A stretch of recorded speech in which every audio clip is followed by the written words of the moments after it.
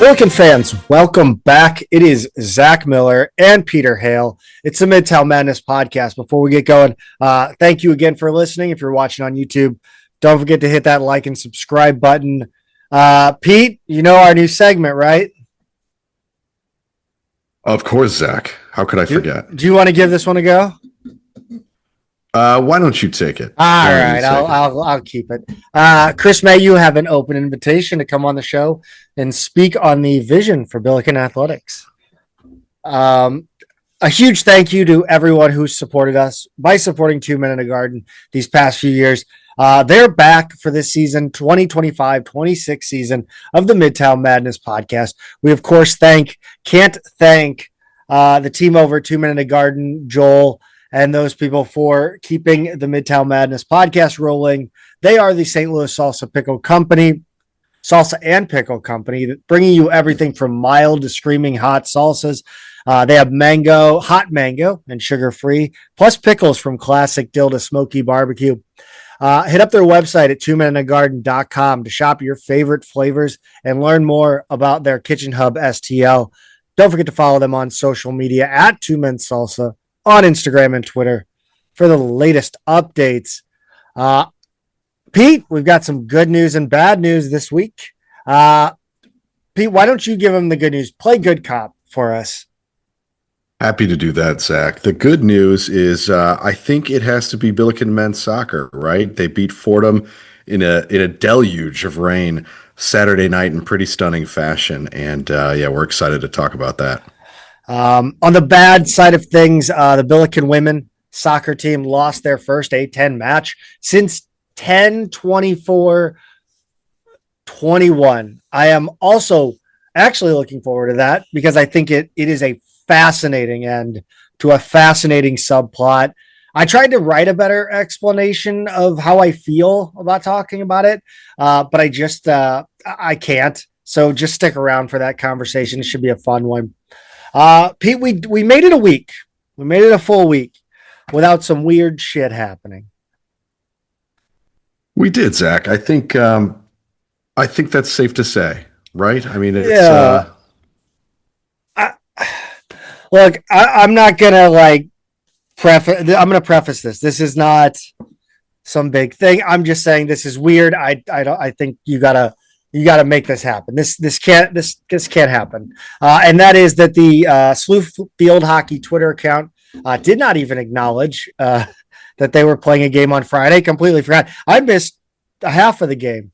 I'm going to blame them. I am. I'm trying to work, but then I want to watch it. I need you to tweet, man. I need you to remind me. You need the reminder. Yeah. They didn't acknowledge the game was being played. The Billiken Athletics tweeted out the preview press release in the morning, and then a little bit after the game, SLU Field Hockey Twitter account posted acknowledging Senior Day, that it was Senior Day. Look, I get it. People go on vacation. People get sick. If you can't get coverage for the only game playing on a day, I just don't know if you have enough people in the department. It's a Friday. Yeah. It's noon. It's not, it's not the men's soccer game at 8:45. If you said to me, hey, we're going to broadcast the game, but we're going to, it's 8:45. We're going to without sound, right? I'd be like, I get that. The schedule is totally crazy, but we're not going to have field or Twitter updates for the game, the men's soccer game. I'd be like, totally get that. No problem. But just to not have it happen altogether is just more of the same BS. On Senior Day too. That's a bummer.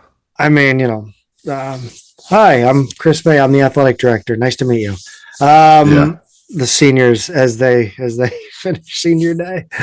The other thing, man, I want to start by saying this stuff is it's cool. It's nice. I have my opinions on the actual items, right? But it is objectively a good idea to offer this type of stuff. So last year when they announced the theme nights, quote, they originally announced it like this, and then they changed back to where season ticket holders could buy the actual just theme tickets. So to Tarantino and go back, SLU announces theme nights this year. They're solid. We'll get into that. But they are only going to be available to people who are buying an actual ticket to the game as a part of that specific package. Billiken season ticket holders, apparently the way it's worded, will not be able to buy the theme ticket without getting an actual ticket to the game, an extra one, right? I don't get it, Pete. Like, it's just weird. But didn't you say last year they eventually could, right? They announced it, and it seemed we went through this same process, not necessarily with us, but people are more like, dang, we want to, like, are we able to do this? Like, just that people asking for clarification, right? It wasn't like everybody went after, like everybody was upset about it. It was just a matter of fact, are you offering it to season ticket holders to get like an extra thing? And then I think they came back and clarified it. They never said like, it was just a clarification, not necessarily that they had planned on not allowing that. And then, reversed course, right? Yeah. So I guess, so these items, so for the Grand Canyon game on November 15th, there's like a half zip or like a quarter zip, like, I don't know, windbreaker kind of jacket. On December 13th against San Francisco, it's a vest. It's like a puffer vest. Mm-hmm. Top half is white, bottom half's blue. And then on January 27th, the George Washington game, it's a hockey jersey. Mm-hmm. Big SLU logo on the front. And so you've got these three items. I'm looking at the link right now, Zach. It says to receive these limited edition promo items, the ticket pack must be purchased through this specific web offer link only.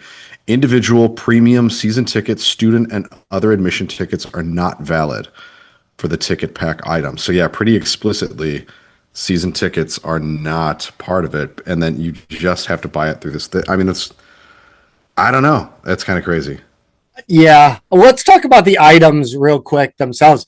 I'm not, the windbreaker, not a huge fan of the design. I think it's a little busy, but I mean, it's objectively a cool item that I'm sure, there are people that like it and they're not, weird. I just don't like it. Yeah. And then the puffy vest, I think that's really cool. I think it's perfect for the type of fan we have, right? I think, the Billiken fans are puffy vest wearing fans. And then I just, on a whole, I think that's a fair generalization. Sure. And then we'll go with it. And then the hockey jersey. I mean, I think it's going to be the same as previous years. I take it or leave it. But again, these are cool items. And so who is this for? If it's it's weird because the people who follow them on social media and who are going to be aware of this are the more engaged fans. They're more likely to be season ticket holders. They're more likely to already have tickets to the game one way or the other. And you have to be pretty on top of it to be like, I can only get these things if I buy tickets through this one link that they don't normally use, right? Like, it's just a very who is this for is a good question. Like it should. I don't know. I don't really. I don't quite understand why they do it this way. Like I understand. Hey, we want a limited item, but to do it this way is kind of, I don't know. It's just strange to me. Yeah, I don't know. It's like in baseball, the theme nights, but they're actually like themes. They're crossovers with other entities like IPs, like Marvel and shit. But with these items, they're just Billiken items. So it's not like you're bringing in casual fans by offering an item that they wouldn't normally care about just because it's Billiken, right? Mm-hmm. So, I mean, it's with baseball, it's a ton of fans that don't go to every game. The majority, the majority of Billiken fans are at Billiken games, right? The majority of Cardinal fans are not at the stadium. Right. Does that am I pulling a for like?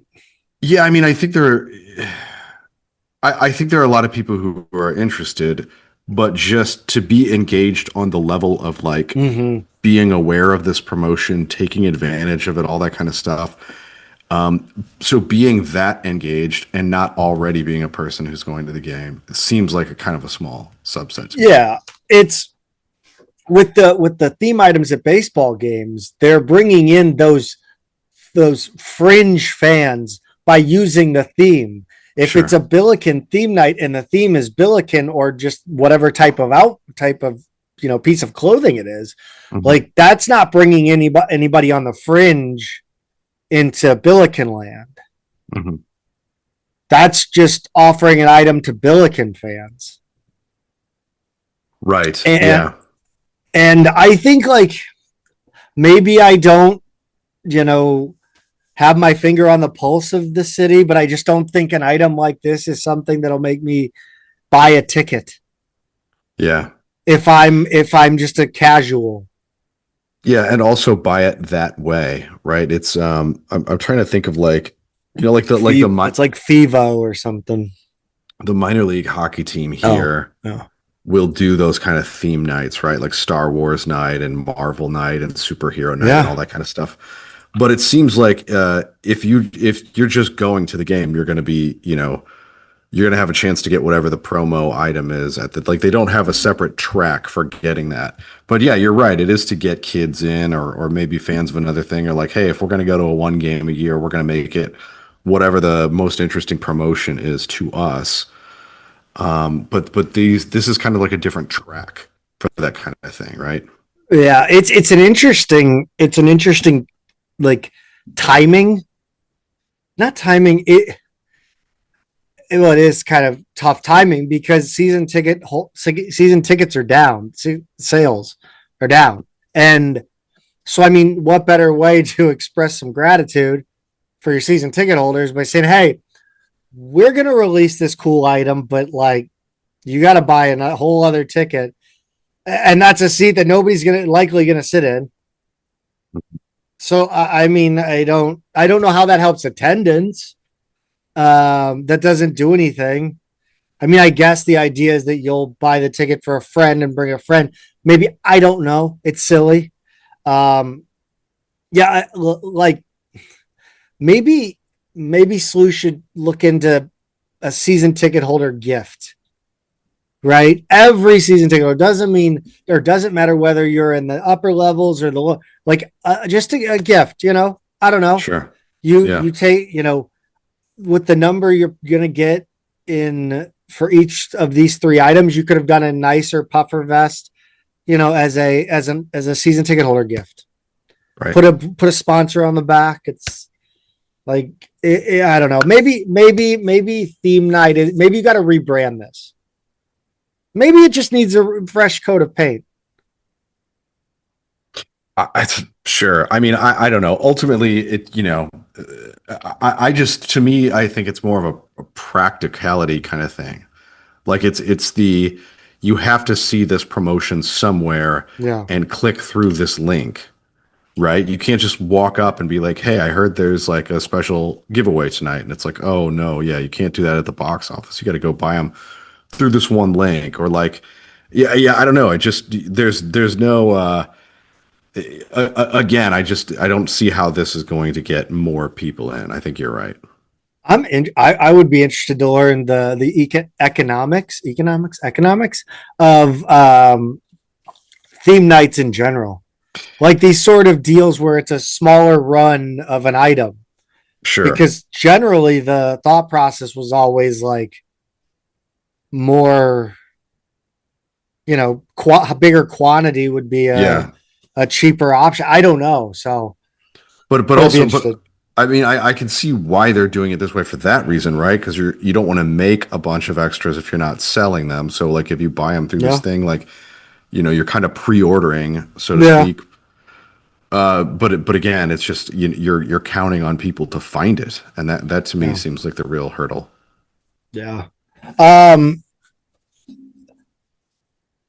I was going to talk about something else. I guess I'll talk about something. I'll talk about it briefly. I just want to I realized that City was doing the 5K race. They did their own 5K. Yeah. And I was going to do it last minute, and it was sold out. Bummer. And then I was like, why is there no Billiken 5K? The closest thing I can get to a Billiken 5K is there's a run on homecoming. Mm-hmm. There's like a run walk 5K. Like, I don't know. Billiken 5K seems like fun. You could run around through the, sports facilities. You could run from the track, by field hockey, over to Chaffetz, through wherever, go all the way up to. It just seems like a decent idea that would, get people out and, maybe, sell, give a ticket away with each entry. I don't know. It was just something I thought about. I mean, you could get even weirder with it. You could throw, do like a 3v3 hoop it up style tournament at Chaffetz, with the men's basketball team or women's basketball team, timekeeping, reffing. Like, I don't know. I just think that'd be an interesting idea. I think you get the weekend warriors that are enthusiasts in sports around town. Maybe, I don't know, start reaching out to different. I don't know. Am I just talking weird over here? No, it makes sense. I mean, you have a college campus, use it. Get people on it more often, spending money, engaging with your institution. I think a 5K makes sense as a first step into one of those kind of things for sure. Yeah. And it could somehow directly support track and field. It could, it could go towards NIL. It could go to rev share money, So I would absolutely look into doing that. Let's talk about Jay Good, our guy. Yeah, pretty exciting. The Phoenix Suns are keeping guard Jordan Goodwin as their 14th standard roster player entering the new season. Per sources, Goodwin averaged 12.5 points, 3.2 rebounds, 2.2 assists, and 19 minutes this preseason. Really, really exciting, Zach, for Goodwin. He's on the roster. He really is he's like the Tim Ream. He's going to be like the Tim Ream of Billiken basketball. Yeah, he is. I mean, maybe he'll just be the consummate journeyman, but nevertheless, he's making it work. Yeah. By the way, the source on this is Shams Charania, the NBA source for everything. I guess I should cite him. But it's really exciting. He's played well in the preseason. He deserves another shot. This is going to be, assuming everything works out, he doesn't get hurt, is on the roster this season, all that kind of stuff. It's good news for his contract, his pension, without getting into all the nitty gritty and all that kind of stuff. He's kind of one of those players who this gets him to that next level of like being set financially for playing basketball, because even if you make good money for a few years, that's it, right? But if the longer you can keep this going, the more nicely set up he is for the rest of his life. And I'm just excited to see him play more NBA basketball. I love watching him play. He's that gritty fan favorite type. Is Shams just like the NBA press secretary now? Like, why do they pretend these are like this, that he's an insider? Like right. Like, it's secretive. Sure. Yeah. They're just feeding him. So yeah, I know. It's a strange new era of sports journalism, but it's just him now that our guy Woj is over at St. Bonaventure. I've been on a Pablo Torre kick. I've really enjoyed. That's fun. It's funny you mentioned. Yeah, I just heard an interview with him like this weekend. Yeah, and I normally don't listen to his podcast, but I do really like when he shows up on something. I like it a lot. Yeah. I got way into the Bill Belichick stuff from him. That was obviously he was the one to come out with it. So, The interview I heard, he was talking about the origins of MMA and just, you know, I guess the thing he was talking about was there was an infamous tickling incident. Oh, yes. Yeah. Yes. And so he really wanted to dig into that and figure out like why that was so controversial. There's a great one, and we'll stop after this, but there's a great one where he interviews Jason Belmonte, the bowler from Australia, the two-handed bowler, which is really interesting. He's trying to, the connection is to who's the guy, Ben Simmons? Yeah, the Australian player who can't shoot. Yes. So the idea is why, like, he went with the underhand, and then he was like, I got to find another athlete that does something totally against convention, and it was Jason Belmonte. I always liked him, actually. Like, I remember seeing him when he first came up. I thought he was an interesting character. I'm weird, dude. Fuck. He has a shockingly large Wikipedia page for a professional bowler. Oh, yeah. You got to read it. It's very funny. This is like the Civil War page. I mean, this thing is crazy. Yeah, he's an interesting character. Yeah. Do we want to, like, I guess we'll just run through this rumor. It's a rumor that has been circulating since like July, and it was brought up. Yeah. And it was brought up in Stu's mentions, and he responded. And the rumor is essentially that 3 players are going to be suspended. And Stu has said there's nothing to this rumor. When I heard this rumor, it was, for everything I've kind of the way it's slowed down, and I haven't really heard anything. It just feels like, you know, the whatever the issue was got solved, and everything would be hunky dory. But again, this is Stu addressing it. Pete, I think I'd be remiss if I didn't remember, you know, at least one time we found out the day before the start of the season that players were suspended. Am I wrong about that? Which one was that? No. Well, so we had the Bruce situation, which was a little bit different. Yeah. But no, I mean, honestly, with all of that stuff, I kind of get mixed up the exact timelines on all of it now. And it's traumatic, and I try and put it out of my head. But it was that was closer to the start of the season. But yeah, this has kind of been, the 3 young players being suspended for shenanigans over the summer or something like that. That's a Billiken tradition, apparently. I guess so. It's always 3 guys, and it's always the freshmen, and it is always a nightmare. It's nothing. So it sounds like it was more like academic. Yeah, that was the rumor. It's nothing criminal. Nothing No. Yeah. So just to be clear there, but nevertheless, it sounds like it's not a thing. Like it's just not happening. So unless they are straight lying to Stu Durando, right? Because that's the only possibility here. If it is true, or he's never asked.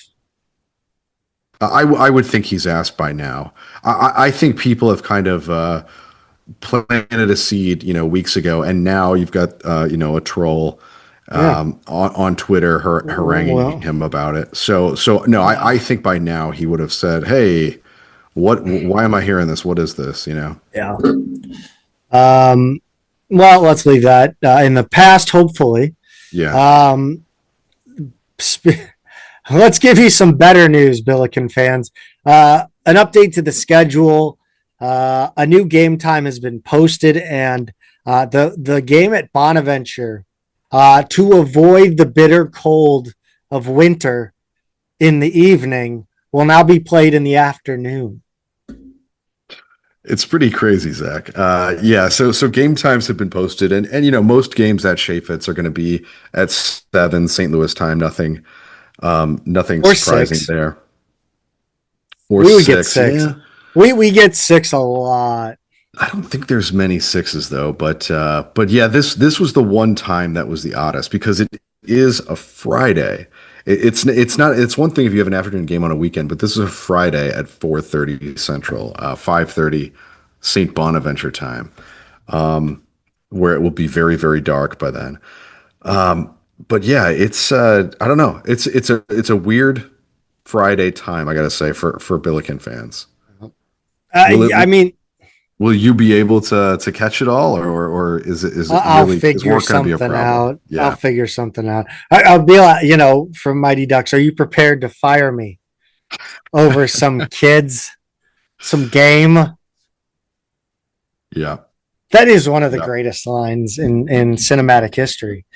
Um, I've been watching I watched the Charlie Sheen documentary. I started watching that. That's interesting. Have not seen it. The only redeeming aspect of this 4:30 p.m. start is that it's not a home game. Yeah, that's true. That would That's piss true. me off. That So would you just send need to get to a me, screen. Yeah. yeah, that would send me over the edge. Um, the Bradley scrimmage is coming up here, Pete. It is. I mean, this snuck up on me. Yeah, it did, Zach. It's Thursday, October 23rd at 7 p.m. I know some SLU fans are going to get out there. Tickets look like they range, from what I can tell, from 12 to $95. So it seems like kind of their regular season pricing. For basically general admission, upper deck to courtside seats. Ooh. Bradley is going to be decent this year, maybe down a little from where they were. They've been picked to finish fourth in the Valley behind Illinois State, Northern Iowa, and Murray State. But Ken Palm actually has them at 106 preseason, which would put them first in the Valley, just ahead of Belmont, Northern Iowa, and Illinois State. So it seems like maybe there's, the coaches and Ken Palm, the analytics, there's a little bit of disagreement over what the top of this conference will look like this year. But they won a closed door scrimmage against Green Bay, 83-78 on October 11th. They've finished in the top three in the league each of the past three seasons, coming in second last year. Doug Gottlieb, stay losing. That's right. Yeah, so they were 28-9 last year, 15-5 in conference, and they had a quarterfinals run in the NIT. So they were pretty solid. But they lost their top four scorers and didn't return anyone who played even 20 minutes per game last season. So if I'm looking at players who are kind of their key players, they've got a 60-year guard from Wright State, Alex. I have no idea how to say his last name. Quibregsi. Where's he from?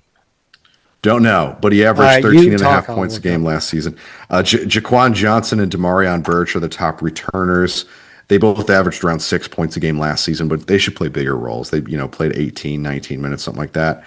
Ahmet Janovic is a senior from Serbia. He's a really big 7'1", 255 center. Didn't put up big numbers last season, but I think he'll get more of an opportunity this year. And I want people to keep an eye out for freshman Dietrich Richardson. People keep an eye out, I guess, if you're there, because I don't think we're getting a broadcast of this one. But he's a 6'7" guard who SLU offered, but he decided to stay home in Peoria. I really like his game. He's an interesting player. I could see him thriving at Bradley and maybe even transferring up, should he so choose. They've got some more international transfers. They've got some freshmen. They've got a lot of size. It's an intriguing roster, and you could see some real upside to their season if these guys play together well, and maybe long-term upside if you can kind of keep that core of them together. So should be an interesting test, Zach. Yeah, I'm trying to figure out how to say this. Hubrex? Don't know. Hubrex? Yes. Hubrex is apparently, according to the AI. How you would pronounce it? Yeah. Okay. I'd like to ask a favor of Josh Schertz, and that is to schedule games at places that I can afford courtside seats to, like this, in the general vicinity of Missouri, because that would be fun.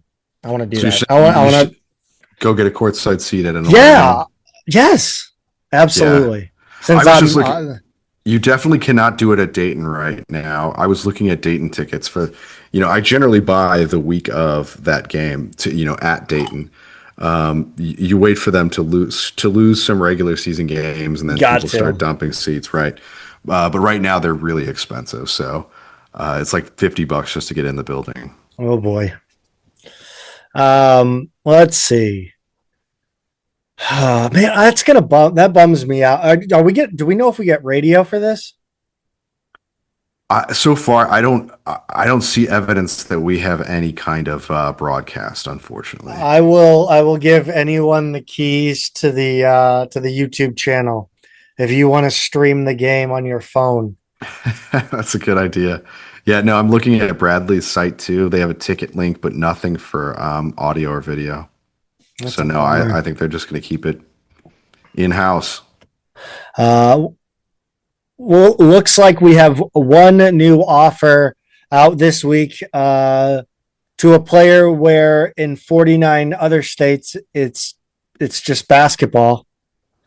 Um, Yeah, it's I had the kind of the same thought because whenever you offer a kid from Indiana, it's tricky because there's a lot of pressure to stay in state, a lot, and it doesn't necessarily have to be to IU. It could, Purdue, Notre Dame, Butler, one of the smaller schools. It doesn't matter, but there's a lot of pressure in a way that there really isn't from other states. So it is kind of funny. But yeah, this is Jahari Miller. He's a 6'2" point guard in the class of 2027, so a junior from Pike High School in Indiana. He led his 16 and under Indy Heat AAU team to an undefeated Nike EYBL Peach Jam title, winning MVP honors in the process.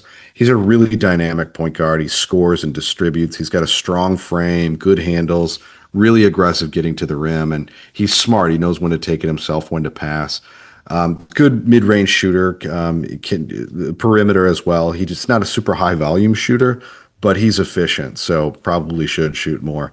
He's a top 75 recruit with all the major services, which also makes him extra challenging to get because once an Indiana recruit hits a certain level, that pressure gets ratcheted up even more. His other offers right now are Dayton, DePaul, Georgetown, Ohio State, Alabama, Florida State, Wake Forest, Virginia Tech, Oklahoma State, TCU, Toledo, IU, Indy, Appalachian State, Radford, and Lemoyne. So he's got quite a few, especially a lot of power conference offers there. It's going to be a tough battle, but we'll keep track. Yeah, he's no Mark Titus, that's for sure. That's for sure. Did you ever read that book?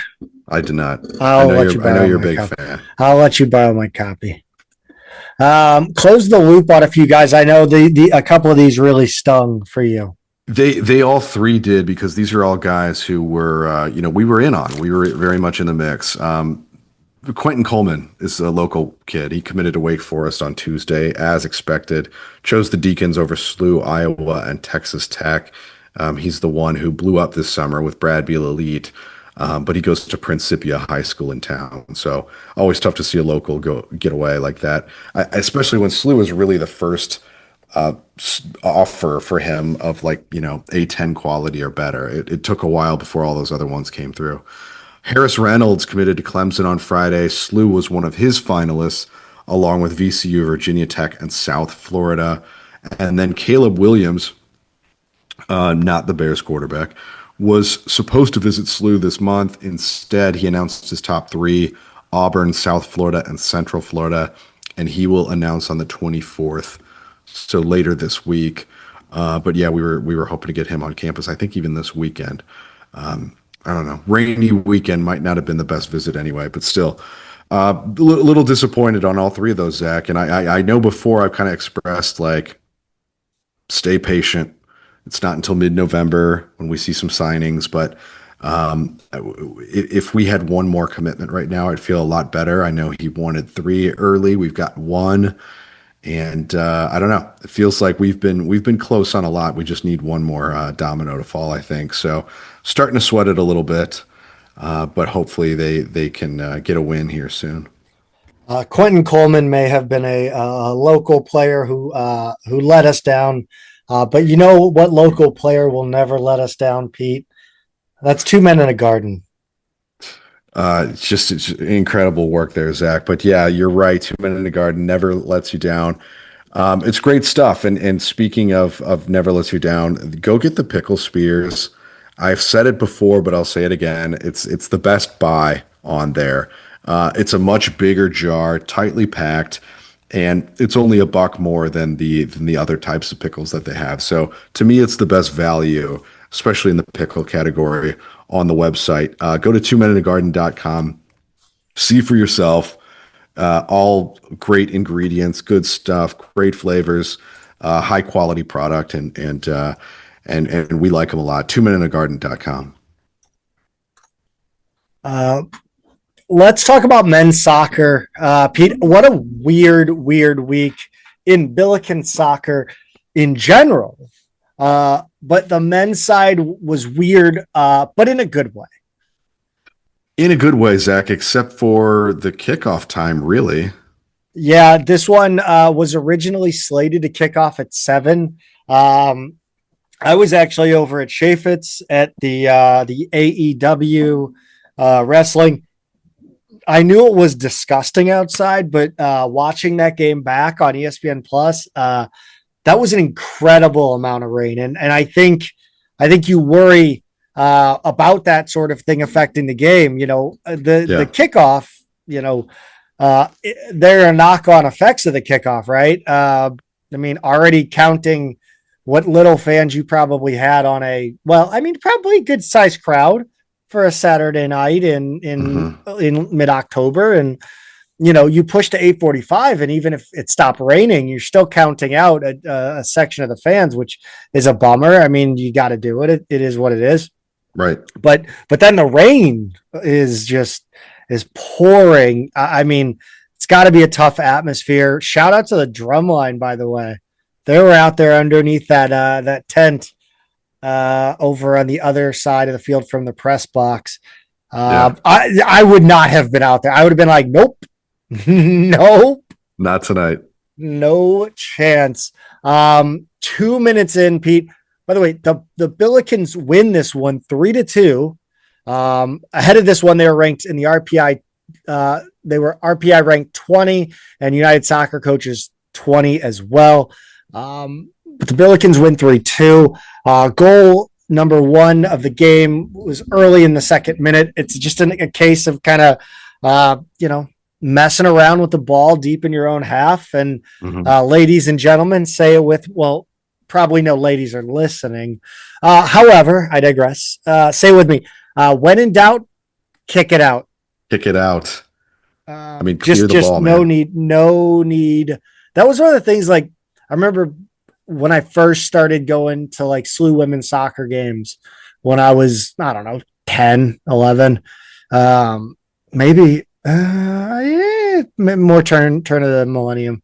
But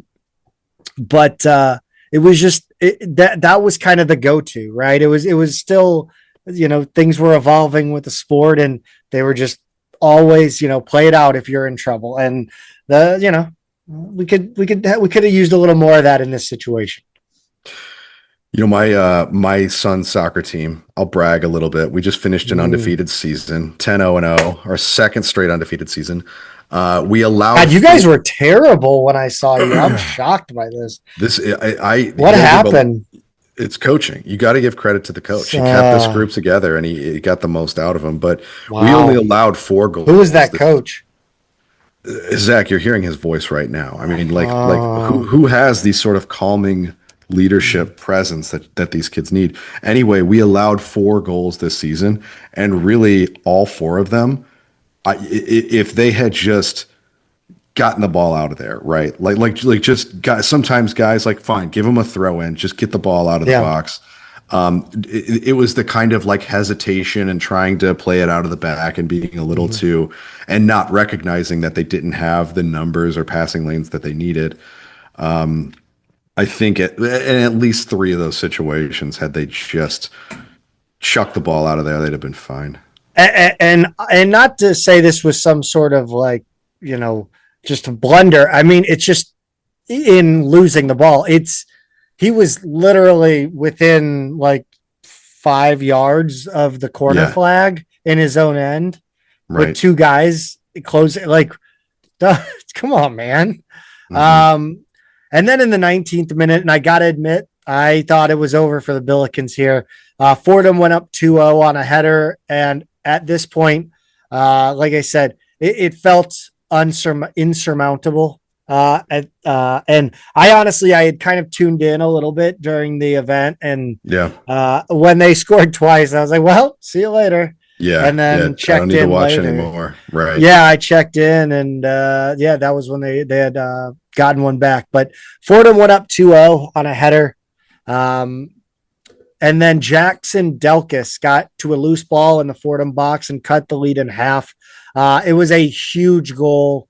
Uh, you know, me, I, I jumped back into it a little bit. I was checking more often, but I was still like, you know what? I don't know if it's going to happen. Um, and then the penalty happens, Pete.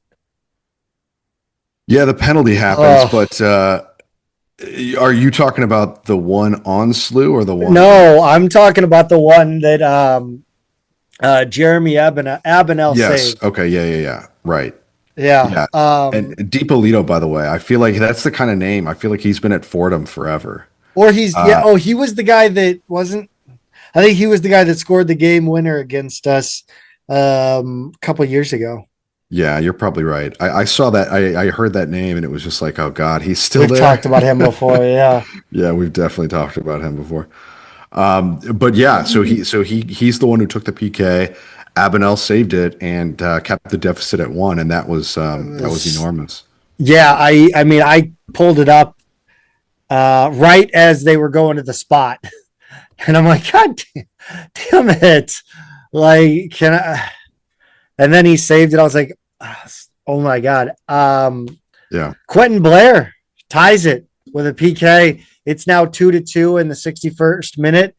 And then 69th minute. Nice. Fordham tried to clear a Billiken corner. Andrew Hecken Leibel volleys home the rebound. An yeah. absolute scorcher. I mean, this was just crazy. It was sweet. The corner kick came in low and kind of like toward the goal. And so I say they tried to clear it, but really they just got a head on it and Yeah. popped it up, and it kind of went over to the other side of the box, the kind of the far corner of the box, right? So from the goal line, near post, I should say, to the opposite corner of the box, and Hecken Leibel was there and had room and just let it rip off the volley, and that was a really nice goal. Um, Shots were 22-7 Billikens. Shots on goal 8-6 Billikens. Corners 6-1 Billikens, and the fouls 22-8. Billikens. I think this is one of those games where SLU just kind of was a victim of their own mistakes, and they cleaned it up, and all of a sudden they were, for the most part, controlling the game. Fordham's always tough. They are always tough. The foul disparity here was interesting. 22 on Fordham compared to just 8 for SLU. Although they did have a handball. Fordham had a handball that they called off. I don't know. It seemed like the ref here it didn't have a good handle on the energy of this game. Maybe the rain had him thrown off or whatever. But anyway, a little bit chippy. But yeah, Zach, this is always a tough A10 game, like you said. This is a good win. They're maintaining a really strong RPI. They look like an at-large team. They just can't stumble here in the last couple weeks.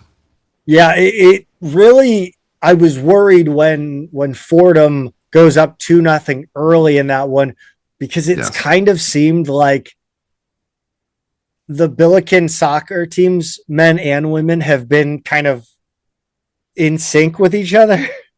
Yeah. They kind of have similar results in the same time.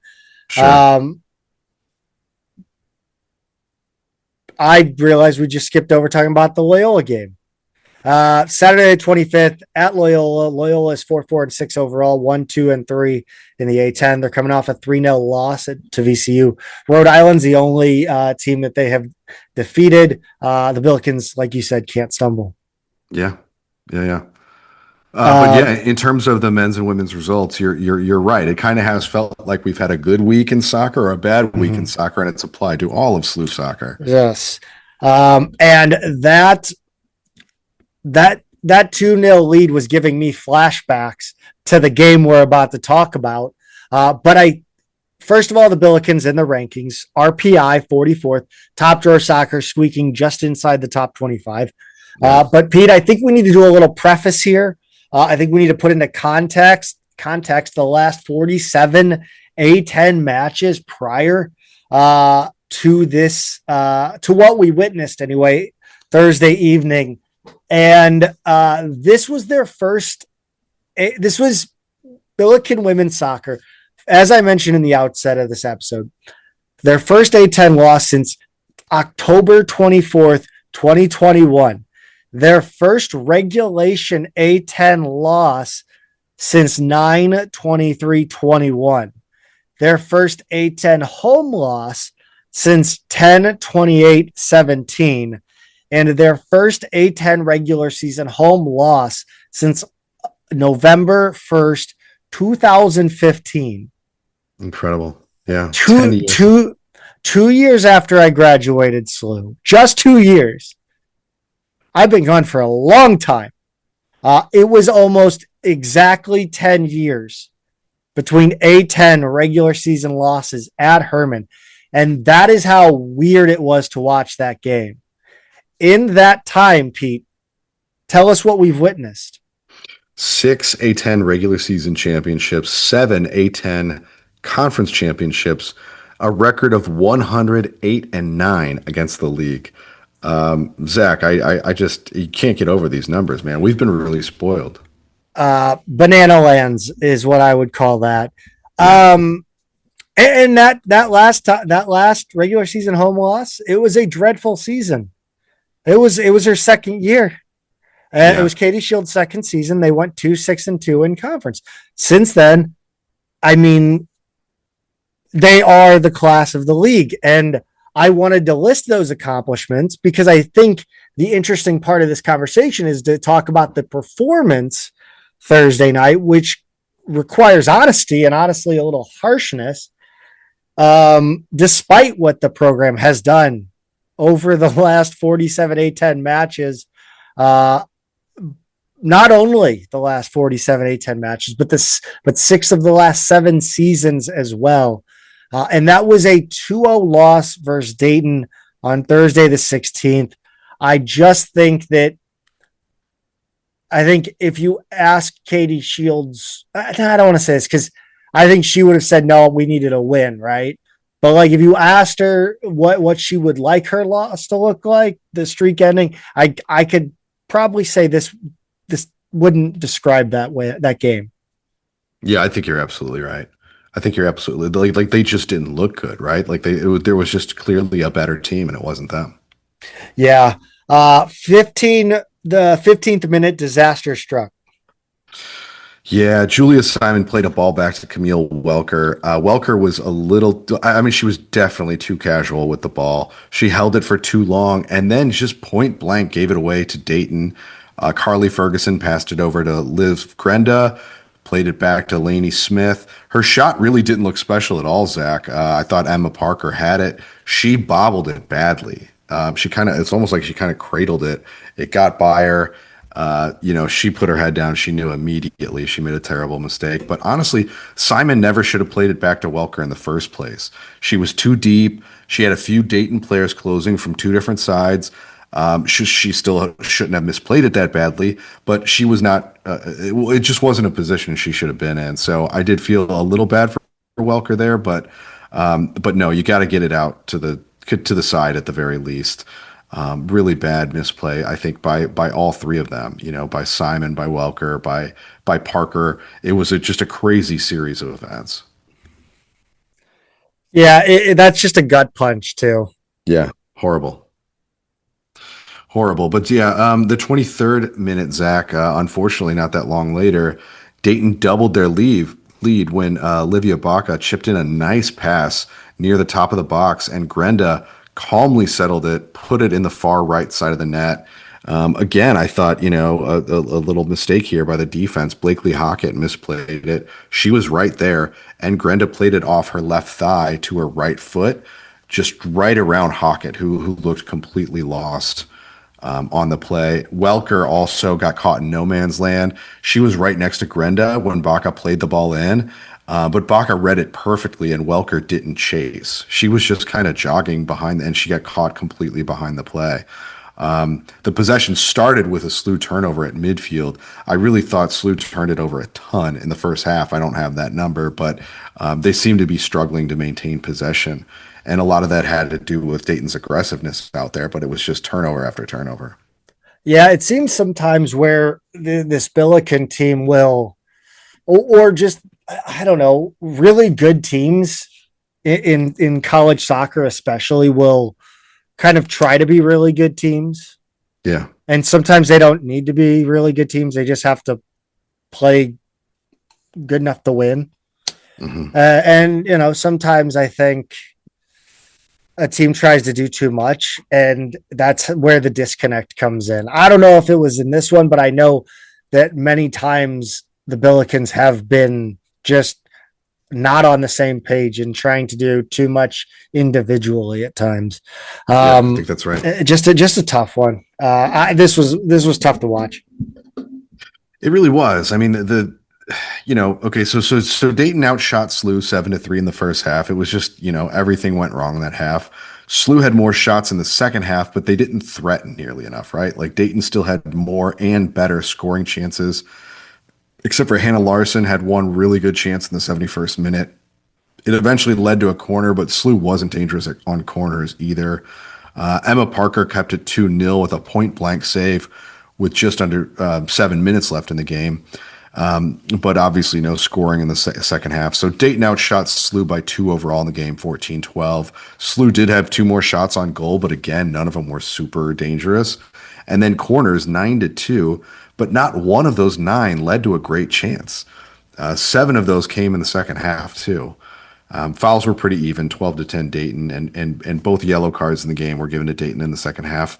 But it wasn't just the sloppiness, Zach, from SLU in the back line and honestly all over the field. The thing that really hurt here, and I think that kind of has you saying what you've said about this game so far, is Dayton played harder. Like they looked like they wanted it more, Like we've been saying it for years, but like you're going to get everybody's best shot. And when it's George Washington or, LaSalle or some of these other teams, it doesn't really matter. But this is a very good Dayton team. And when you get their best shot, when they're hungrier, you're cooked. I mean, that's a bad situation.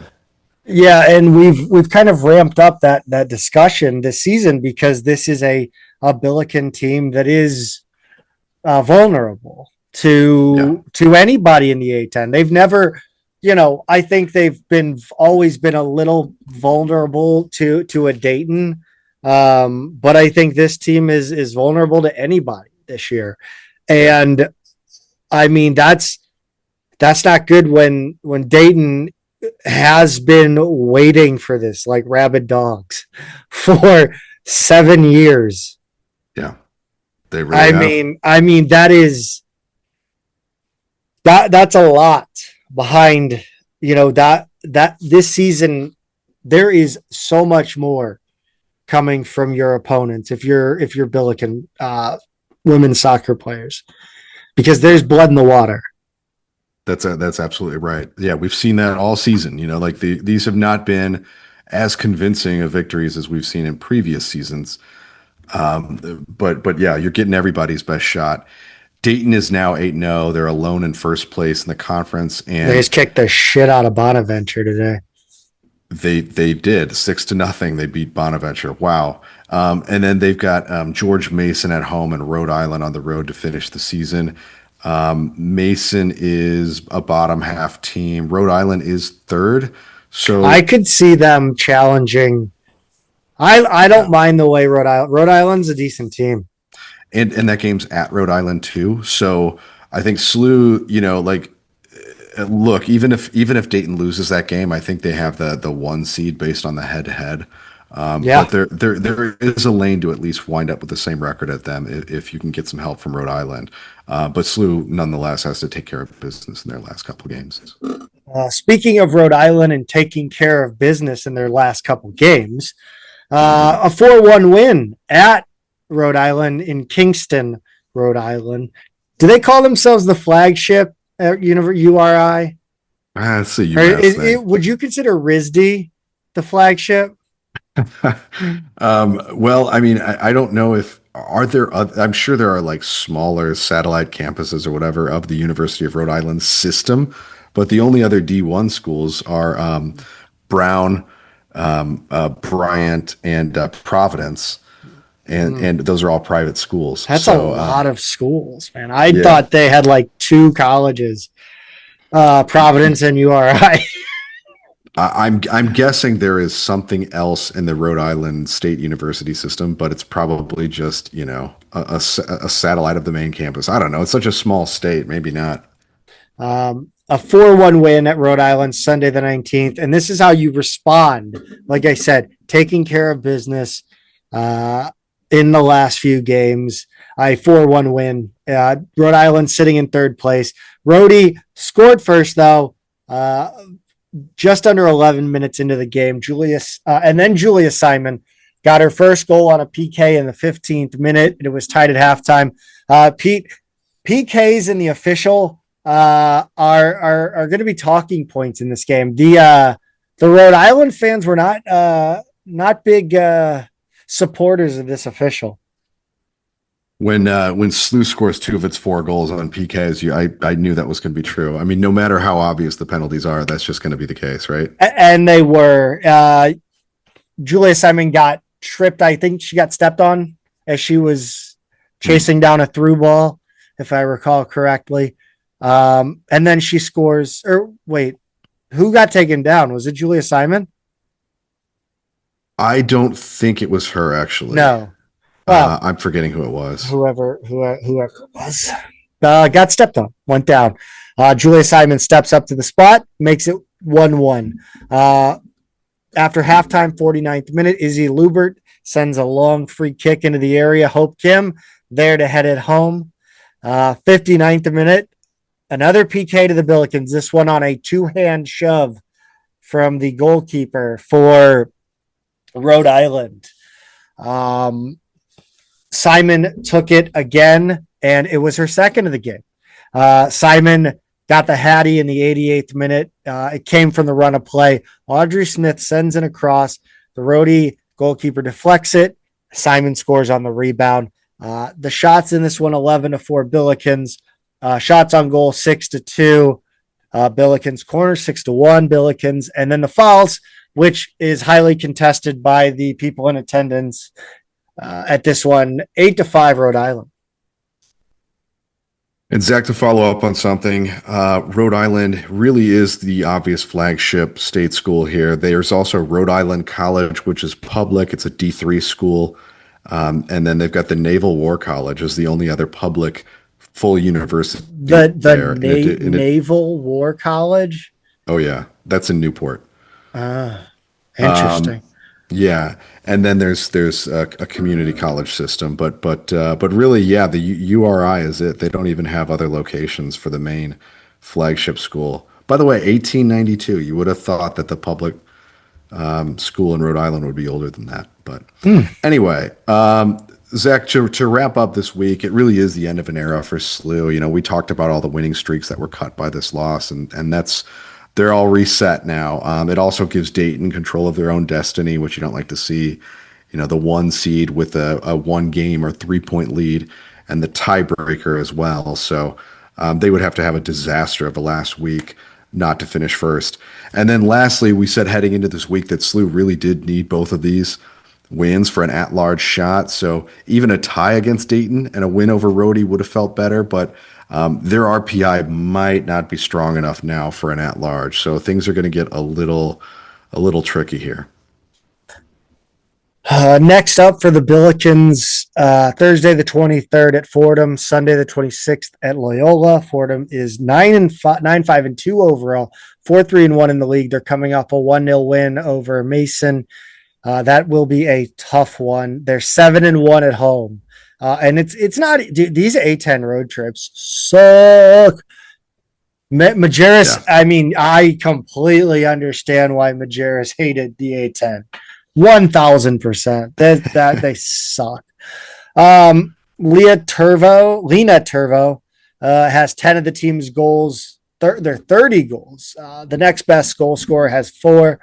Loyola is 9-3-4 overall, 4-2-2 in the A10. They haven't lost since September 28th against Davidson. They just beat VCU 4-1. Pete, we're going to talk about Rhode Island more as we head over to the volleyball court. It's been a Rhode Island Ram heavy show. I was not prepared for that. Yeah. But yeah, in volleyball, Zach, luckily, Rhode Island's volleyball squad is not very good. And SLU got the sweep this weekend, 3-1 on Friday the 17th. After a shaky first set, SLU settled in and took care of business against a bad Rhode Island team. 19-25 was that first one, and then it was 25-18, 25-18, 25-17. Ermac Gokchen led SLU with 13 kills. Kayla Jansen tied her career high with 10 kills. Jetta Brenning had a double-double with 40 assists and 18 digs. And then Justina Asamoah made her first career start with 6 kills and 3 blocks. Zach, they swept on Saturday the 18th, but it wasn't necessarily super easy. No, it wasn't. I actually made it out for this one because it was also alumni day. Nice. I could not venture to tell you their married names, so I'm just going to go with the maiden names here. So like Bridget Fonke was there, Carly Markham, Chrissy King, Jessica Porba, Sutton Lassiter, Danny Apted, who was there when I first started going to games, like 2003, I think. And then maybe one more, not sure. I think Mary Emo. Was it Mary Emo? Who was the emo player? Okay. Never mind then, Pete. Thanks for help. You know way more in that department than I do. I know. I'm sorry. 27-25, 25-23, 25-15. Anyway, it was good to see the alumni back in Chaffetz Pavilion, the PAV, as volleyball is trying to call it. Look, if the volleyball team wants to call it the PAV, we call it the PAV. That is my policy. Sure, let's go with it. As long as it's not, you're saying as long as this isn't like the administration, like trying to correct. Something. Well, no, right, I mean like I think every team deserves the opportunity to give a nickname to their home facility. We'll have to figure out from Beatty if that's what's happening here. Yeah, and I think it's like I think it's obvious, right? The field hockey team calls their facility the Blue. That and volleyball is like we got to get in on it too. Yeah, I think that's clearly what's happening here. We'll go with that. Back at the library annex, we used to call it the Fets. Now that I've heard before. The Fet. Nobody wants to play at the Fets. 27-25, 25-23, 25-15. The first two were back and forth. However, the Billikens cruised in the third set for the sweep. Brenning had another double-double, 40 assists, 11 digs. Taya Kalajic had a career high, 15 kills. They really needed this one. They need to capitalize on the momentum and try to get back to 500 in league play. They looked rough at times. If they clean up the service receive, like that's really where the Billikens have struggled, is that serve receive. They were, I'm trying to, they just really, if they get their passing in order, they are a better team, which is very simplistic, but bear with me. The Billikens will host the Rams of Fordham Friday and Saturday this week. Fordham is 7-12 overall, 1-8 in the A10. They need to sweep this team, Pete. Yes, they do. Yeah, they've got to get a lot more. It's just crazy how front loaded their schedule was, right? Like they start 0-7, and you and I said it could have been maybe 2-5, 3-4 if things went well, but like really tough start to the season. So they've just got to start racking up wins. Field hockey, Zach. Mm-hmm. The game that was not well publicized wound up being a 2-1 heartbreaking double overtime. Well, not even double overtime, shootout after double overtime loss against LaSalle at home on Friday the 17th. And it was senior day. And here's my problem. Not only is it senior day, here's what bothers me. For the first time in God knows when, Billiken field hockey has an opportunity to finish in the top half of their conference standings, and you don't publicize this at all. Like, I don't care if you don't think anybody cares about field hockey, dude. It's good publicity for your university. Obviously, we get to talk about how shit the team was the years prior, right? But like, hey, this is a feel-good story. Like, right. What are we doing? That's right. Yeah, it was senior day. Both teams scored in the second quarter. Ava Kalma getting her first career goal on an assist from Shea Dry. No one scored again. So after 2 overtime periods, they went to a shootout. Abby Shallow was great in the game. She was great in the game. I thought she was. I can't even like begin to criticize or critique her performance in this shootout because she has been like an incredible force for this team this year. But she had a tough day in that shootout. And the offense was just, I mean, that the goalie was poking the ball with ease. So just a tough shootout. Next up, they will take on Lock Haven here in St. Louis at the Blue. Lock Haven's terrible. 0-5 in the A10, 0-14 overall. They got to win this game. It would be awesome if we were talking about going into this game with the Billikens, having a chance to clinch 4th place, 3rd place. Yeah, it's doable, Zach. I'm pulling up the standings right now as we speak. So SLU they're 1-3 right now. So they're 6 out of 7, but there's a logjam right in front of them. Davidson, St. Joe's, LaSalle are all 2-2. Lock Haven's 0-5. So you got to beat Lock Haven. And then I think their last conference game is against Davidson. So beat Lock Haven, beat Davidson, and you could wind up 3-3. And yeah, depending on how things shake out in those other games, you could finish above St. Joe's the way they're playing. Yeah, I know they've had a hard schedule, but yeah, they've been terrible lately. That's crazy. 2-2 in conference. That's wild. That was a top 10 team earlier this season. Swimming and diving was off this week. October 24th and 25th at McKendree. Pete, let's talk about a little running. Yeah, the Runnin' Bills were back in Columbia for the pre-national invitational on Friday the 17th. It was scheduled for Saturday, but they moved it up a day due to weather.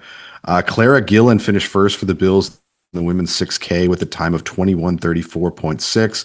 No relation to Toby, by the way. She's from Minnesota, not Australia.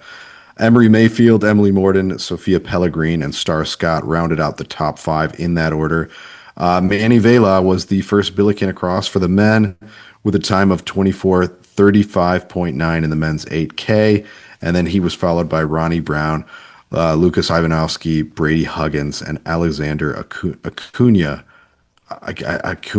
Maybe Acuna. I don't know if there's an Enye on there. I'm used to the baseball player, obviously. But anyway, the next race for them is the A10 championships, which are on Saturday, November 1st in Cedarville, Ohio. It's about a half hour east of downtown Dayton. There's a small college there. I imagine they'll host. And then, Zach, we've got a little bit of baseball news this week, actually. Yeah, we do. Mike Farrell hired as the new pitching coach. This is interesting. He was not coaching. He was an area scouting supervisor for the Kansas City Royals for the last 13 years. He held the same role for the Milwaukee Brewers for 16 years before that. He played in the Brewers minor league system from 1990 to 1996, then playing in Venezuela, the Dominican Republic, and Taiwan. During his 30-year career, he's been a coach and trainer for youth players. He's originally from Terre Haute, Indiana, and went to Indiana State.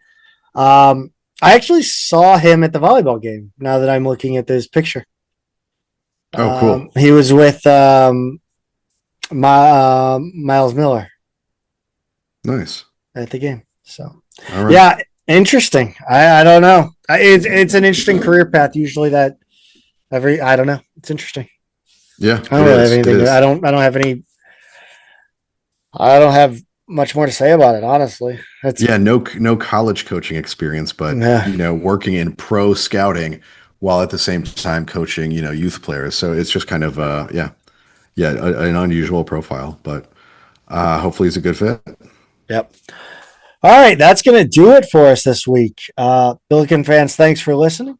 As always, go Bills. Go Bills.